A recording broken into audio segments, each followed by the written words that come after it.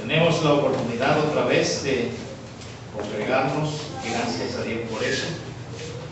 Y podemos cantar como lo hemos hecho, darle gracias. Y ahora vamos a leer la palabra de Dios y a pedirle a Él que se encargue de darnos la claridad que necesitamos saber en cuanto a lo que Él nos ha revelado en ella. Vamos a tener las Biblias abiertas, por favor, en Primera de Pedro, capítulo 2.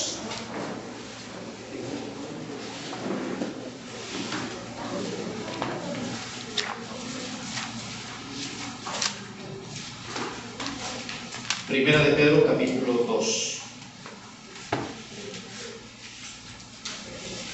Voy a leer los versículos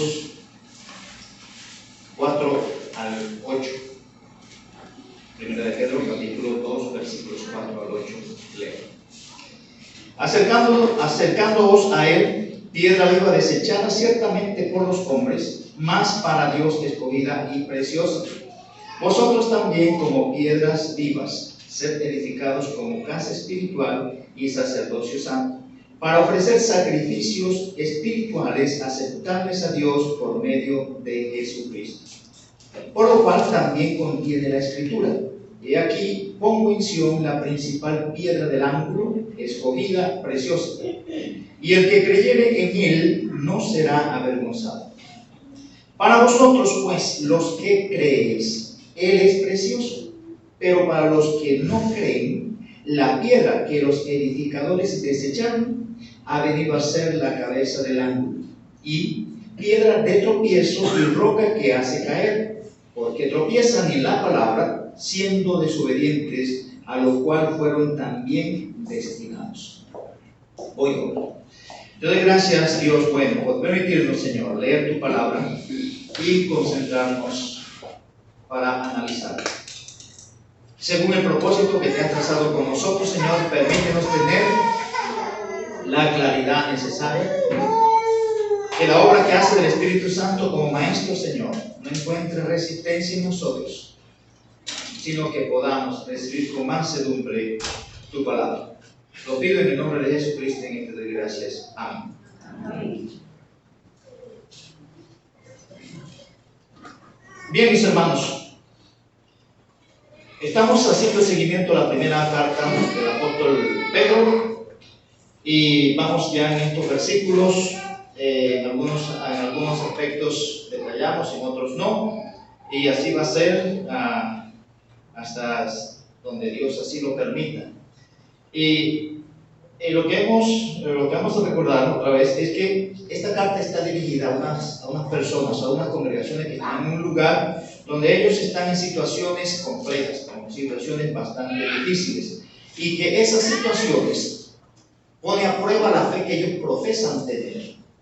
Y el autor, él está dando información en cuanto a lo que es el carácter de Dios y lo que Dios ha hecho a su favor, y después les va a decir cómo deberían ellos conducirse, siendo que esas cosas son así como él lo presenta en el primer capítulo.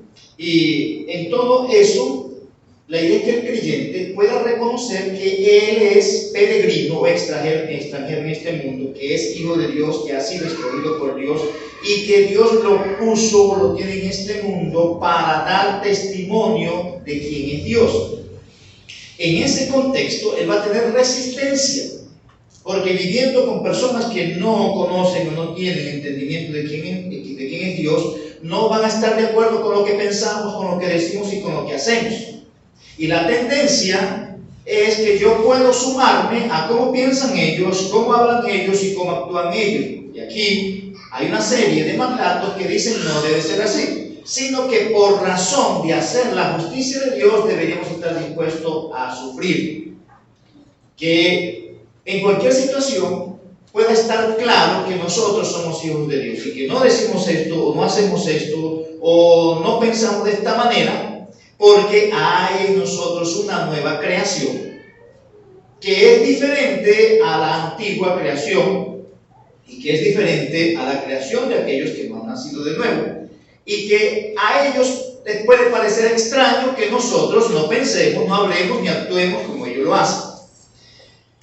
Y mientras va avanzando la argumentación de esta carta, el apóstol Pedro viene con más demandas y va siendo más puntual, va siendo más específico, va a hablar por áreas particulares y específicas, y sin duda que eran situaciones que estos hermanos estaban viviendo en su momento. La mayoría de esas cosas pueden coincidir con situaciones nuestras, y de ahí la importancia que nosotros analicemos la carta lo más minucioso que podamos hacer. Bien, en este pasaje hace parte de la importancia que resalta el apóstol Pedro en cuanto al papel que juega la palabra de Dios en la vida del creyente. Y eso lo estamos diciendo que desde el versículo 22 del capítulo 1 hay un énfasis particular en lo que es la palabra de Dios, el papel de la palabra de Dios en la vida del creyente para enfrentar lo que tiene que enfrentar. Y en todo eso hay dos cosas que se presentan aquí, desde el versículo 22 hasta el versículo 10 del versículo 22, capítulo 1 hasta el versículo 10, capítulo 1. Se presenta el énfasis en la palabra de Dios y el énfasis en la persona del Señor Jesucristo, que también es el verbo de Dios. Entonces, la palabra de Dios escrita y la palabra de Dios encarnada, y va a ser una unificación aquí. En la anterior exposición de esto, estamos resaltando que se dice en el capítulo 2, el primer versículo y el segundo versículo, que el creyente debe desear, como niño recién nacido, la leche espiritual. Y aquí hace referencia entonces a la inclinación que el creyente debe tener a la palabra de Dios, la palabra escrita. Después aquí va a hablar de acercarse a Cristo, que es la palabra encarnada. Y ahí es donde viene la unificación. Unificar la estructura escrita, lo que está escrito por Dios en su palabra, con la persona misma del Señor Jesucristo, para que eso se haga vida en la vida del creyente. Lo que entiendo lo asocio con la persona de Cristo, y mi vida debe reflejar lo que se presenta ahí en relación o con relación a la vida que Cristo tenía. Porque lo que Cristo vivió, Él lo vivió sujeto a lo que Dios le había dicho. Y por eso hay el énfasis muy marcado en la vida de Cristo, que dice que Él he venido para hacer tu voluntad, y al hacer tu voluntad me ha agradado. Él no hacía otra cosa. Y Él se unificaba con el Padre Celestial por esto de estar conectado y haciendo lo que Dios había dicho que hiciera. Con nosotros es lo mismo. Con nosotros es lo mismo. Aquí, en el capítulo 2, versículo 2, quiero resaltar lo siguiente. Ahí dice, desead. Desead no es leer, aunque puede incluir el deseo de leer. Desear no es aprender versículos de memoria, aunque puede incluir el deseo, el aprender versículos de memoria. Desear no es estudiar un texto y analizarlo a profundidad, aunque puede incluir el deseo de analizar un texto y profundizar en él. El deseo es una condición innata en el contexto que está hablando, de una condición innata o nata en el niño, de querer aquello que lo nutre. Dice ahí, como los niños recién nacidos desean la leche espiritual. Y eso es algo fundamental, porque usted puede ser muy bueno para aprender versículos de memoria, pero el énfasis del desear es tener o asociarse con aquello que a usted lo alimenta, con aquello que a usted lo nutre. Usted puede aprenderse una doctrina completa y de pronto usted, por curiosidad, porque alguien dijo algo, y entonces usted va a las escrituras para confirmar si eso es así, más por curiosidad. Y ese deseo no es que esté deseando las escrituras, no es que esté deseando el alimento que ella es para usted, sino que esta persona dijo esto y yo voy a ver si eso es así o no es así. Hay que, y espero que estén notando la diferencia, porque usted después puede tener ese argumento y después decirle lo que dijiste fue malo y armar toda una discusión con él. No, aquí el deseo es algo que me nutre. Desear la nutrición. Es decir, que yo voy a las escrituras, cuando se habla del deseo aquí, es que yo voy a las escrituras porque necesito alimentarme de ella. No es que necesito aprenderme tantos versículos de memoria para saber más versículos que fulano mengano. No es que necesito mirando esto porque mengano y fulano están estudiando y yo me estoy quedando atrasado. No. Desear es desear la leche, que es el alimento. Desear alimentarme de ella.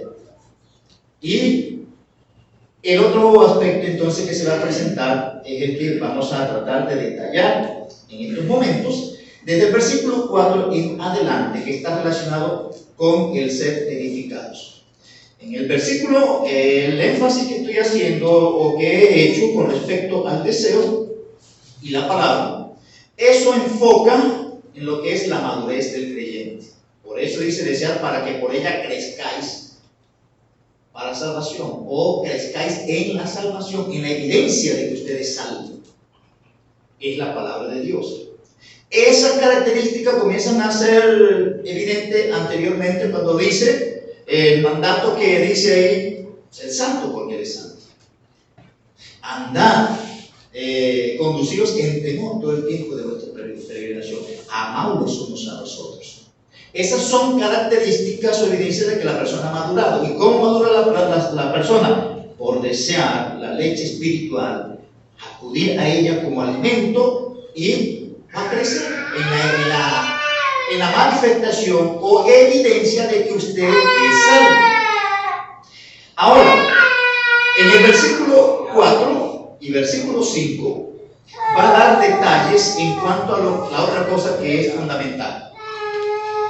La otra cosa que es fundamental es unir la información que usted tiene de las Escrituras con la persona de Cristo. Nosotros decimos que somos cristianos. Nosotros hablamos de vida cristiana. Y aunque eso lo decimos de una forma y otra, la idea de eso es como suena así literalmente. Es la vida de Cristo a través de nosotros. Es la vida de Cristo a través de nosotros. Y la lucha siempre está en que saquemos la parte religiosa, lo litúrgico, y que en cualquier contexto la gente no vea la vida de Cristo. Que no somos unos mentirosos, que no somos unos defraudadores, que no somos personas que estamos engañando a ninguno, que mostramos como vida. Porque en el otro contexto somos religiosos si solamente mostramos esas cosas en las que solemos participar. Y en esto siempre insistimos. Y vamos a seguir insistiendo porque en eso es que insisten las Escrituras. Y cada uno de nosotros deberíamos asumir un compromiso en ese sentido. Entonces aquí el siguiente aspecto es que hay que acercarse a Cristo. Y en eso también quiero que pensemos en ese término, acercarse. Porque tú dices acercarse, bueno, pero si Cristo mora en mí,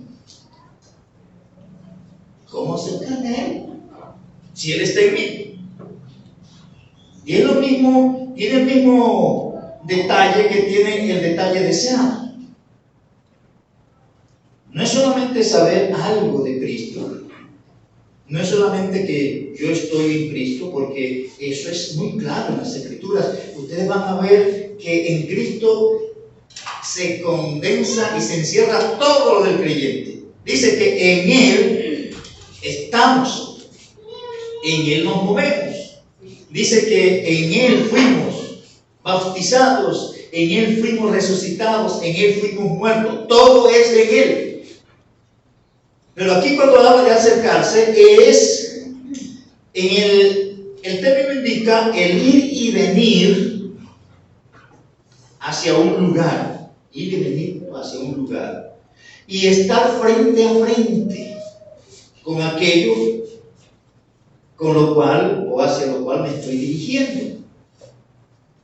Y el énfasis es que en cualquier momento, cualquier actividad que yo estoy llevando a cabo, yo estoy cerca de Cristo para vivir ese evento, para vivir ese momento, para hacer esa actividad, acercándoos a Él.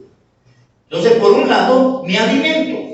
El apetito es el alimento, de ser el alimento mismo de la palabra de Dios.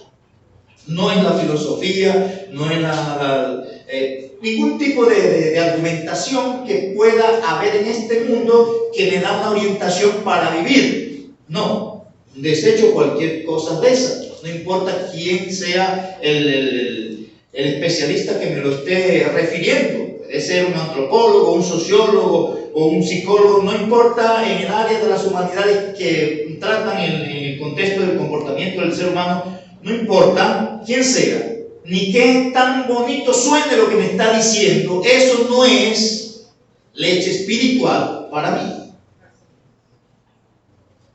Esos son pañitos de agua, tibia, fría, caliente, cosas, pero no son más que eso, que calman la carne mía, pero no hacen nada en el contexto de mi desarrollo y madurez espiritual. Entonces, el acercarse a Él no es que yo tengo que trasladarme, porque con Cristo estoy juntamente crucificado.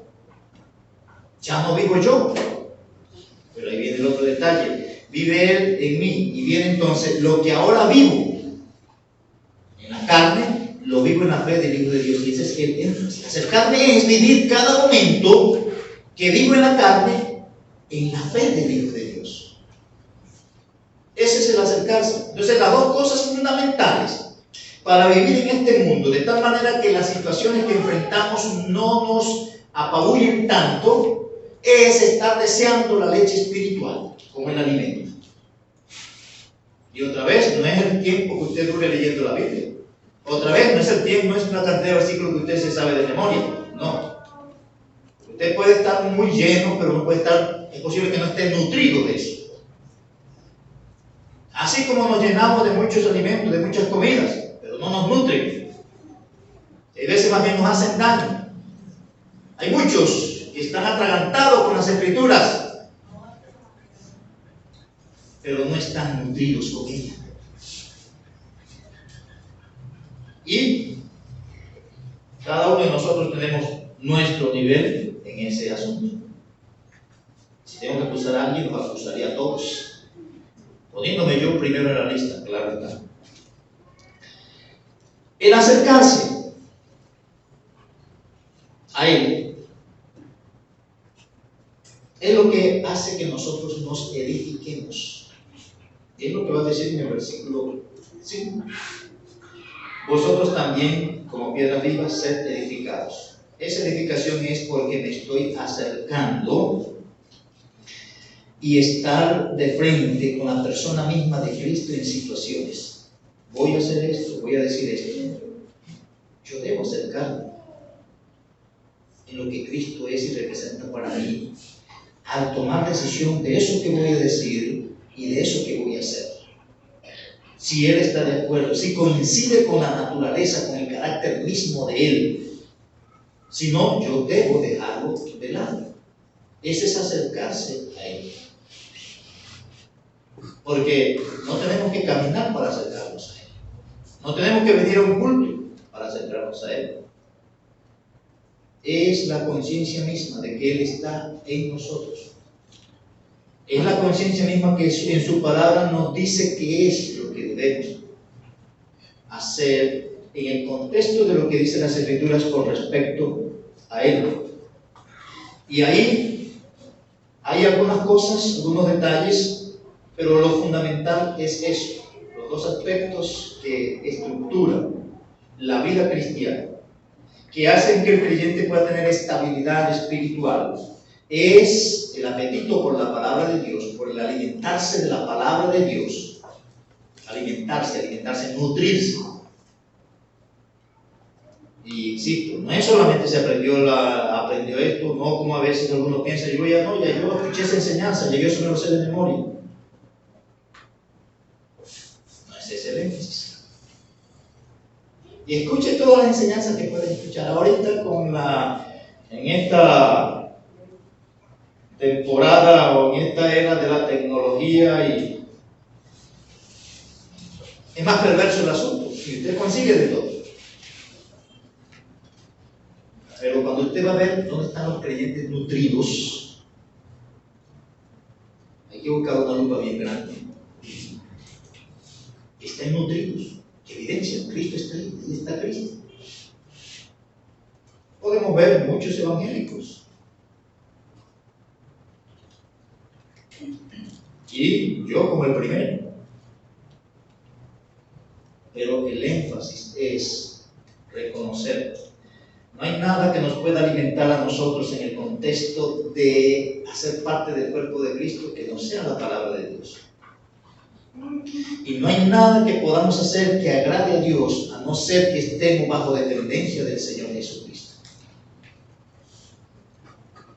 Acercaos a Él, piedra viva, desechada ciertamente por los hombres, mas para Dios escogida y preciosa. En ese sentido, ahí se presenta en el versículo 4, para ir terminando, lo último que voy a presentar es el bloqueo. Aquí se habla de lo que es la edificación en el cuerpo de Cristo. Es algo que se da por estar ligado a Cristo. La edificación en el cuerpo de Cristo es algo que se da por estar ligado a Cristo. Es imposible que nosotros nos podamos edificar si no estamos acercados o cercanos, unidos, ligados a Él, cara a cara con Él, en la experiencia de la vida diaria. Y en el versículo 4, ahí se hace un resumen de lo que es el carácter mismo de Cristo como piedra viva. El versículo 5, el versículo 4. En el versículo 5, ahí se habla acerca de la orientación que debe tener el creyente como piedra viva que es también unido a Cristo para recibir la edificación de Cristo y así la edificación dentro del cuerpo de Cristo, que es la iglesia. Pero las dos cosas que hemos dicho es la clave. Apetito por ser alimentado por la palabra de Dios no adulterada, y el estar acercándose, confrontándose con Cristo en cualquier contexto de vida. Lo último que aparece en los versículos 6 al 8, que no estamos detallando las cosas por razón del tiempo, es la confirmación que hace el apóstol Pedro para dar razones firmes de lo que él está diciendo. Él va a las Escrituras. Él dice: lo que yo estoy diciendo, lo estoy diciendo porque Dios así lo reveló. Y eso es lo que va a decir del versículo 6 en adelante, por lo cual también contiene la Escritura. Y que en el contexto de lo que viene diciendo, lo que contienen las Escrituras es el hecho de que Cristo es la única fuente, la única base, el único fundamento, la única estructura para que el creyente tenga una vida como Dios demanda. No hay otra fuente. Y todo lo que Dios organizó, lo organizó en la persona del Señor Jesucristo. Dice: porque en Él y por Él son todas las cosas. Y dice que al final todo eso va a quedar para entregarlo a Él. Todo, en cualquier contexto. Tanto lo material, lo humano, cualquier cosa. Todo está diseñado así. Y recuerden, miren lo que sucedió. Porque cuando Dios formó el mundo, que puso a Adán, cuando el hombre pecó, Dios prometió a alguien para venir y redimir. Un Mesías para restaurar lo que el pecado dañó. Y él dio anuncio de eso. Dios dio anuncio de esas cosas con muchos detalles. Y en uno de esos anuncios, voy a leer aquí en Isaías, capítulo 8, el versículo 14. Él habla de que venía alguien que iba a ser una piedra fundamental, donde todo se iba a basar, donde todo se debería enfocar para funcionar conforme el diseño que Dios había establecido. En Isaías capítulo 8, versículo 14 dice: entonces él será por santuario, pero a las dos casas de Israel él será piedra para tropezar, y por tropezadero para caer, y por lazo y por red al morador de Jerusalén. Y muchos tropezarán entre ellos y caerán, y serán quebrantados, y se enredarán y serán apresados. Y habla del futuro que Dios tiene para con el pueblo de Israel, y el plan de restaurar todo. Y todo debe estar restaurado en la persona de Jesucristo. Lo que vemos en las Escrituras es que Dios le anunció: viene un Mesías, y habla de esto. Y habla que va a ser la piedra angular, y ahí ahí va a encajar todo, ahí va a encuadrar todo como yo lo he diseñado, dice el Señor. Y eso, cuando eso en la vida misma de Cristo, voy a leer en Mateo capítulo 21. El mismo Cristo, él reconoció que Dios lo había diseñado así. Pero ¿qué pasó? Que a los judíos, y los que manejaban los judíos, los líderes entre los judíos, los sacerdotes, los ancianos, los escribas, todos esos que estaban manejando a Israel, ellos debían tener detalles de lo que Dios había dejado dicho. Pero cuando se presentó el Mesías, no lo vieron como tal, y por eso se dice que fue una piedra que desecharon los edificadores. ¿Quiénes son los edificadores? Los líderes de Israel. Y lo que dice aquí en Mateo capítulo 21, Cristo está hablando de los labradores malvados, y él está haciendo ahí referencia con unos detalles, una historia de que hubo un hombre, padre de familia, que plantó una viña y puso a algunos labradores para que la manejaran. Ellos hicieron mal el trabajo y después pretendían quedarse con la viña. Y el dueño de la viña mandó a algunos de sus siervos: vayan y traigan algo de los dividendos de mi viña. Los mataron a la mayoría de los que mandaron. Y al final mandó a su hijo: de pronto con este, y también vamos a matar a este, porque si este es el heredero, nos queda todo completo. Y él les narra esto aquí. Y dice en el versículo 42, porque él le pregunta a ellos: mira, pasó esto. Y ellos van y le dicen: ¿qué debe hacer el dueño de la viña? Y ellos le dicen a él, versículo 41, a los magos los va a destruir sin misericordia, y arrendará su viña a otros labradores que les paguen el fruto a su tiempo. Porque ellos todavía no estaban convencidos de que se estaba refiriendo a ellos. Y dice el versículo 42, Jesús les dijo: ¿nunca leísteis en las Escrituras: la piedra que desecharon los edificadores ha venido a ser cabeza del ángulo? El Señor ha hecho esto, y es cosa maravillosa a vuestros ojos. Porque, por tanto, os digo que en el reino de Dios será quitado de vosotros, y será dado a gente que produzca los frutos de él. Y el que cayere sobre esta piedra será quebrantado, y sobre quien ella cayere le desmenuzará. Versículo 45, y oyendo sus parábolas, los principales sacerdotes y los fariseos entendieron que hablaba de ellos. Y eso se presenta aquí: Cristo como la piedra fundamental, y ellos lo rechazaron. Hay abundante escritura en el Nuevo Testamento que hace alusión a eso. Ahora, lo que dice en el versículo 7 es lo siguiente: para vosotros. ¿Quiénes son esos vosotros? Los que creéis. Él es precioso. Pero para los que no creen, la piedra que los edificadores desecharon ha venido a ser la cabeza del ángulo y ha venido a ser piedra de tropiezo y roca que hace caer, porque tropiezan en la palabra siendo desobedientes, a lo cual fueron también destinados. El llamado es desear el alimento espiritual que viene de parte de Dios.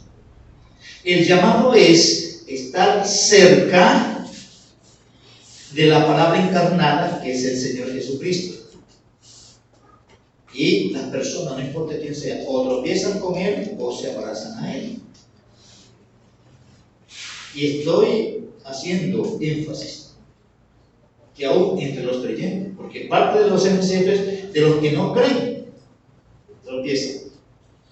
Pero nosotros podemos estar tropezando con lo que es el carácter de Cristo, queriendo imponer un carácter paralelo a lo que dicen las Escrituras.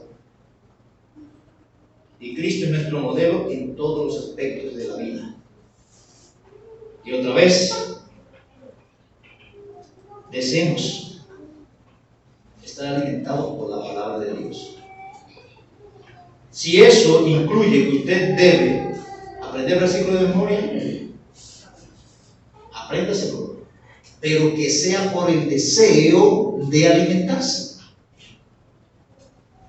Si eso incluye que yo voy a analizar este tema para tener claridad, es porque usted quiere alimentarse, porque tiene dificultad en ese tema en su vida personal y usted tiene que arreglar eso. En el contexto, por ejemplo, en el contexto mío, yo estudio la Biblia más, la leo más porque yo debo compartirla, o enseñarla. Y eso no tiene nada que ver con el desear la leche espiritual, sino que yo tengo un compromiso. Y la mayoría de las veces de pronto lo estoy haciendo es por cumplir el compromiso que tengo. Y no porque lo necesito como el alimento que ella es para mí. Y todos nosotros estamos en una condición semejante. Cuando vayamos a las Escrituras, no es porque yo tengo que cumplir un discipulado, no es porque yo tengo que llenar tal cosa y fulano viene y yo no he hecho la tarea. No.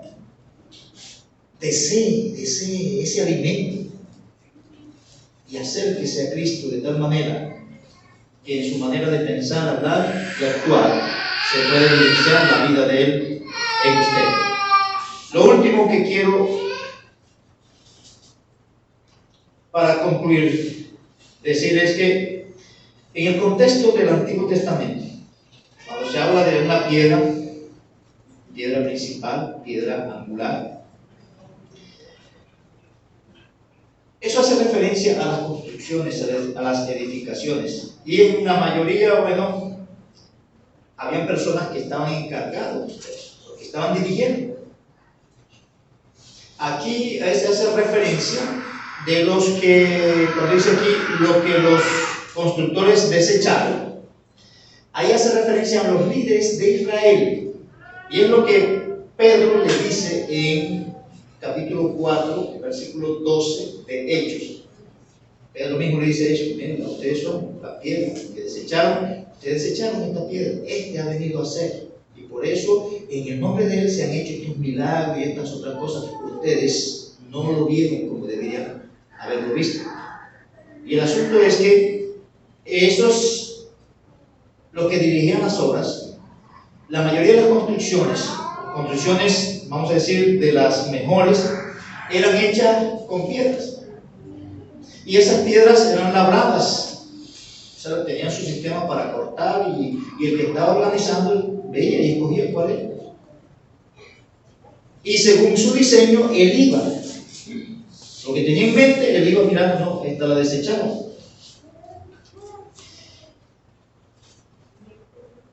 El autor aquí y los otros que hacen mención de esto hace referencia que esos edificadores dejaron de lado el plano que Dios había puesto y se diseñaron un plano aparte. Por eso no encajaba esa piedra y la desecharon. Pero ¿qué dice? No, ese es el camino. Y eso es lo que a nosotros nos cuesta hoy.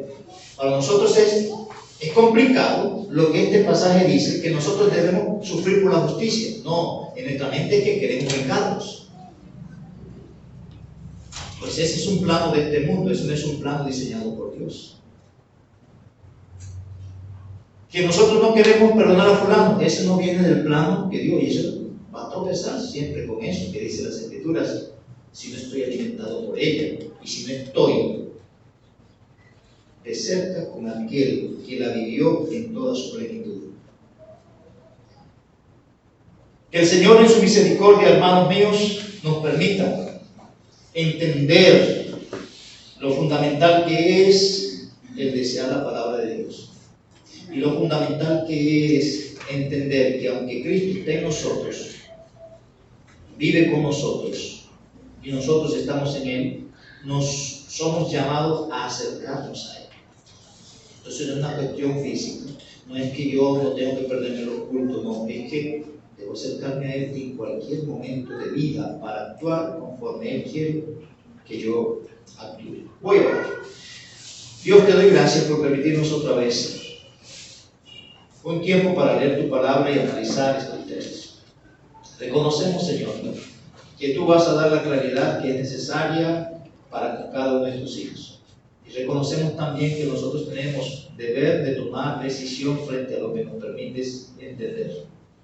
Inclínanos a hacerlo para la honra y la gloria tuya, y que cada uno de nosotros, Señor, podamos ser edificados como casa espiritual para ofrecer sacrificios aceptos delante de ti. Y eso solamente es posible por el estar deseando tu palabra y el estar unidos a Cristo. Guíanos a tener esa dependencia en todo momento, en el nombre de Jesucristo. Amén.